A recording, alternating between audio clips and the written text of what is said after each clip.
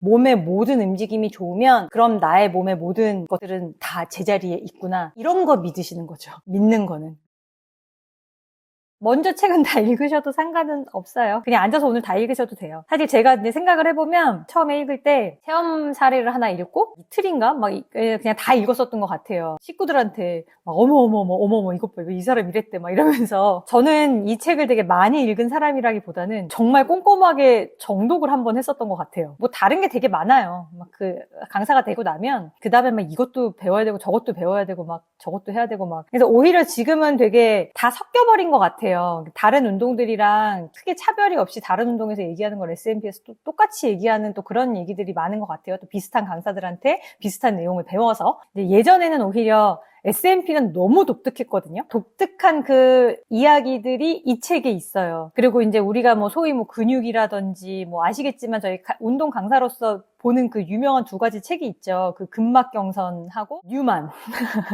그거는 이제 거의 선생님들이 이제 그거 모르고서는 어떤 운동도 아마 지도가 안 될 거예요. 그래서 그게 그냥 아마 모든 생활체육을 지도하시는 선생님들은 거의 그 두 책은 다 보시는 거로 알고 있고, 근데 그리고 이제 당연히 뭐 해부학책을 보시고 해서 다 모두 너나 나나 다 하는 그런 알고 있고 그런 내용들인 것 같고, 이 척추를 바로잡아야 건강이 보인다에 있는 얘기는 정말 S&P 이 얘기거든요. 그래서 예전에는 교수님이 수업을 하실 때 다른 것들을 얘기할 새가 없어서 S&P만 얘기하기도 너무 바빠서 제가 2014년도에 지도자 그 과정을 들었어요. 그때만 해도 S&P로 완전히 수업이 꽉 차지기보다는 어떤 반복적인 내용도 좀 많이 있었고, 어느 순간부터는 정말 저희가 그 척추를 바로잡아야 건강이 보인다, 요 다음에 이제 S&P 바른자세 척추운동 책이 나왔잖아요. 되게 S&P만 얘기를 해도 이 시간이 모자란 거예요. 그 말씀을 또 교수님도 많이 하셨었어요. 옛날에는 너무 그 아픈 사람들이 물어 막 겨우겨우 어떻게 소개받고 알아서 하던 운동이 점차 이제 조금씩 알려지기 시작하면서 굉장히 이제 많은 사람들이 했을 때, 그래서 오히려 지금보다도 그때 한 6년, 7년 전이 S&P는 더 그 가치가 제가 생각했을 때는 더 반짝이었을 때인 것 같고, 오히려 지금은 저희가 여러 가지 운동들이랑 많이 섞여서 이렇게 진행이 되다 보니까 그냥 S&P만의 독특한 부분들이 다른데 조금 묻혀버린 것 같은 느낌? 그래서 항상 저는 좀 그게 좀 아쉬워서 이번에도 그냥 이 책을 좀 다시 읽어보자라는 게 그런 의미였고, 그래서 저희가 그냥 일반적으로 해부학 책이라든지 책들에서 커버가 되는 내용들도 여기 분명히 들어가 있어요. 그거는 이제 어떤 설명의 방법인 것 같거든요. 그래서 선생님들께서도 이제 자기의 어떤 방식들을 찾아가시면 좋겠고, 내가 재밌는 게 최고인 것 같아요. 항상 이제 교수님께서 옛날에 이제 갑자기 지금 말씀드리다 보니까 생각이 나는데, 나와 맞지 않는 회원들에게 힘을 빼지 말라고 그러셨어요. 예를 들어 10명의 회원이 있다 그러면 1명부터 10명까지 모두를 만족시키려고 저희는 일단 노력을 하죠. 근데 그것에 대한 무의미함에 대해서 항상 말씀을 하셨었어요. 그래서 저희는 지도사 과정을 할 때도 지도사 과정에 왔음에도 불구하고 눈빛이 좀 흐린 사람들이 있어요. 이렇게 좀 환불시켜서 내보내셨어요. 수업에 방해가 된다고. S&P는 이해를 해야 하는 거다. 내가 막 홍보를 하는 것도 있어요. 요새는 홍보를 또 많이 하셔야 되니까 S&P는 처음에 그냥 강사는 별로 홍보할 게 없었어요. 친구 데려와 알아서. 엄마도 데리고 오고. 예를 들면 저희가 뭐 운동을 한다라고 하면 뭐 친구랑 같이 하기도 하고 뭐 이렇게 하잖아요. 근데 이거는 정말 남녀노소가 하는 운동이기 때문에 새로운 한 명의 회원이 오면 내가 이 운동 이래요 저래요라고 설명하지 않아도 옆에 있는 회원님이 그 새 회원님한테 다 얘기를 해줘요. 이건 이렇게 하는 거고 이건 이게 좋은 거고. 다른 운동이랑의 차이는 오히려 그런 게 아닐까. 굳이 선생님이 얘기를 뭘 하지 않아도 뿜어져 나오는 거예요. 예를 들면 저도 왜 강사가 됐냐면 이 운동을 한 다음에 몸이 너무 좋아지니까 야, 이 운동 좋으니까 해봐. 그리고 이제 이 운동을 얘기를 하는데 이 운동에 대한 얘기 뭐 제가 운동을 했던 사람이 아니고 저도 회사를 뭐 10년 가까이 다닌 사람인데 운동이고 뭐고 몸이고 뭘 알겠어요. 아무것도 모르죠. 그냥 나는 이 운동을 해서 내가 너무 좋아지니까 이걸 설명해 줬단 말이에요. 근데 뭘 기준으로 설명해 줬냐? 뭐 제가 그때 무슨 뉴만을 받겠어요.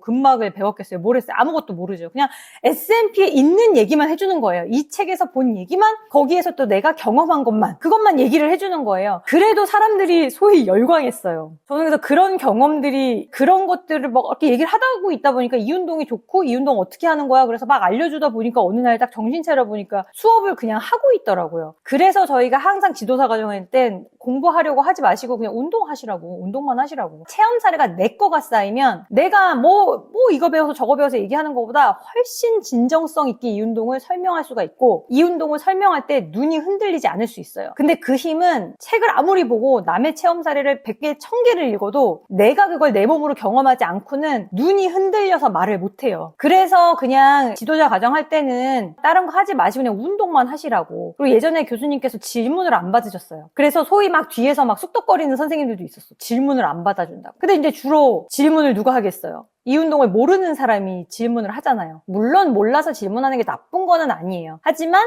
우리가 정말 이 운동을 알려줘야지 라고 지금 생각을 하고서는 내가 이 운동을 전달하는 사람이 돼야지 라고 생각을 하신다면, 물론 지금은 지도사 과정을 들어도 내가 꼭 지도하려고 듣지 않는 분들도 많으세요. 내 몸이 궁금하고 이래서 이제 어떤 개인적인 목표를 가지고 운동하시는 분들도 계시지만 강사가 된다면 더더군다나. 근데 오히려 운동은 그런 분들이 더 열심히 하시겠죠. 왜냐하면 내 몸을 정말 알고 싶어서 하시는 분들이 어찌 보면 운동을 더 열심히 하실 수는 있을 것 같긴 해요. 이 운동을 눈빛이 흔들리지 않고 전달해 주시려면 운동을 하셔야지, 이 책을 읽음으로 해서 내가 갑자기 운동이 하고 싶어지고 그래서 운동을 하셔야 되는 거거든요. 그걸 위해서 저희가 이 책을 읽는 거거든요. 여기 있는 지식을 머리에 막 진짜 막 이거를 다 해서 내가 다 이걸 다 씹어 먹을 거야 막 이러고 그래서 이 책을 보는 게 아니라, 이 책을 이렇게 읽다 보면 이 교수님의 진정성이 느껴져요. 그리고 당신이 경험하신 거가 너무 처절하게 쓰여 있거든요. 그래서 문장이 화려하지가 않아요. 전혀 수려하지 않은 문장이고, 어떤 거는 읽다 보면 비문인가? 막 이런 생각이 들 때도 있을 정도로 굉장히 말이 딱딱하게 느껴지는 게 있어요. 근데 그게 얼마나 본인의 그 경험을 흥분해서 쓰셨는지를 또 거기서 느낄 수가 있기도 하더라고요. 이걸 저희가 읽을 때 이거 말이 읽는 게 중요하다라기보다는 이 안에서 운동을 좀 하는 거. S&P는 되게 좋잖아요. 그냥 운동할 줄 알면, 그리고 지도자 과정까지 이제 완료를 하고 나면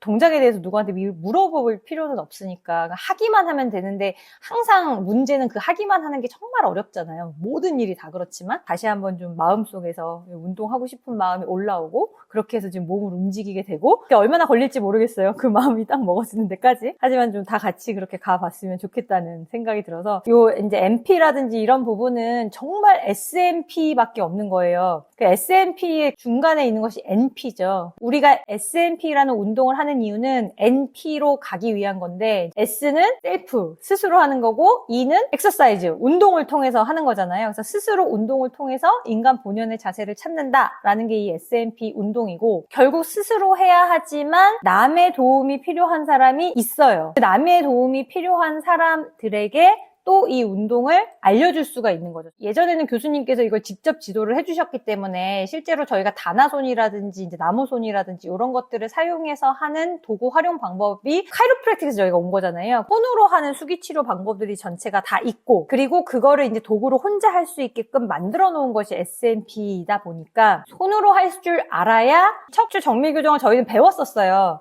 저는 카이로프랙틱을 따로 배워본 적은 없어서 카이로프랙틱에서 목을 얼마나 중요하게 하는지는 잘 모르겠지만, 예전에 그런 책은 한번 본 적이 있거든요. 일본 정형외과 의사가 쓴 책이에요. 근데 그러니까 우리가 얘기하는 요 후두골과 경추 1번 사이, 거기만 풀어줘요. 전신이 다 풀린다는 거죠. 그러니까 그게 그만큼 중요하다. 그래서 이게 손으로, 근데 저희도 그런 것들을 다 배웠었기는 해요. 그런 건 있는데 어차피 저희는 수기치료를 하는 사람은 아니라, 저희가 이거를 배웠었던 목적은 저희가 쓰는 그 도구를 위치가 정확하게 어딘지 알아야지 그 위치에다가 도구를 대세요라고 할 수 있잖아요. 저도 수업을 할 때는 첫 시간, 둘째 시간에는 항상 촉진으로 이 위치에 대세요라고 말씀을 드리거든요. 정밀 척추 교정 요법, 이 부분에서 이제 왜 이런 걸 저희가 배우는지를 좀 알 수가 있는 것 같아요. 이 책을 굳이 한 줄로 요약하자면 이건 것 같아요. 도구는 단단하게, 근육은 부드럽게. 그리고 이제 S&P 도구들이 다 되게 단단하잖아요. 그 이유가 경직된 근육을 풀어줘야 되니까. 그러려면 물리적으로 푸는 거잖아요. 그러니까 당연히 단단할 수밖에 없겠죠. 굳어진 것을 부드럽게 변화시켜서 본연의 자세 회복을 도와주는 거죠. 그래서 근본적인 근골격계 통증을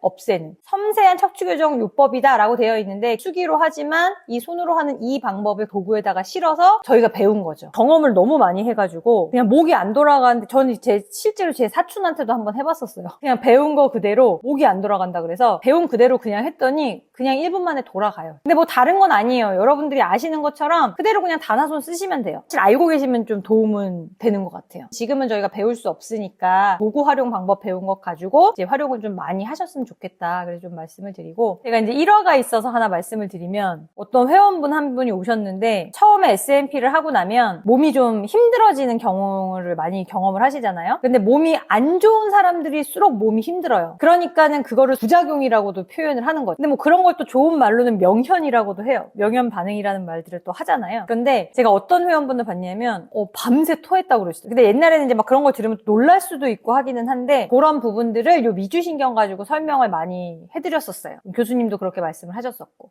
두통이 오거나 속이 안 좋거나 이런 분들이 주로 목이 안 좋다 그 말씀을 하셨어요. 그래서 이제 S&P 운동을 하면서 뭐 구르기도 좀 못하시는 분들도 계시고 그렇잖아요. 처음에는 목이 안 좋으신 분들이 그런 경우가 많아서 이 뇌에서 만들어진 신경이 처음에 딱 출발을 하는 부분이 경추로 시작을 하잖아요. 근데 그 후두골에서 경추 1번으로 연결되는 그 부분을 저희가 굉장히 열심히 풀죠. 처음에 여러분들이 C무브 시작하시는 그 위치 있잖아요. 후두골하고 경추 1번 사이 일본의 정형외과 의사도 거기를 많이 풀어주는 거거든요. 뇌에서 만들어진 신경이 내려갈 때 맨 처음에 지나가는 데를 그 후두골하고 경추 1번 사이를 교수님이 항상 수도꼭지라고 표현을 하셨어요. 그래서 거기가 경직이 되어 있고 거기가 막혀 있으면 그러니까 시작부터 불리한 상태로 시작이 되는 거예요. 몸의 신경 전달이. 항상 이 부분을 굉장히 열심히 잘 풀어야 된다. 그 부분을 많이 말씀을 하셨었고 근데 현대인은 목이 좋을 수가 없어요. 그리고 목을 안 쓰시는 날이 없잖아요. 그러니까는 TMJ는 체험 사례들이 예전에는 많이 있었는데 실제로 턱이 안 좋으신 분들 이렇게 입이 안 벌어지고 턱이 안 좋으신 분들은 또 병원에 가셔서 이렇게 입 벌려서 이게 몇 센치나 벌어지나 이런 것들을 또 검사를 하고 하신대요. 그런 게 있다고 그러시더라고요. 턱 관절 안 좋으신 분들은 확실히 더 벌어진다. 카페 체험 사례가 다 있을 거예요. 옛날 체험 사례들이. 그래서 그런 거를 선생님도 관심 있으시면 이제 읽어보시는 거는 도움이 많이 되실 거예요. 턱 관절이 문제 있는 사람도 이렇게 목이 항상 문제가 많이 발견이 되더라. 고관절은 뭐 너무 유명하니까 인체에서 가장 큰 관절은 무릎 관절로 알고 있어요.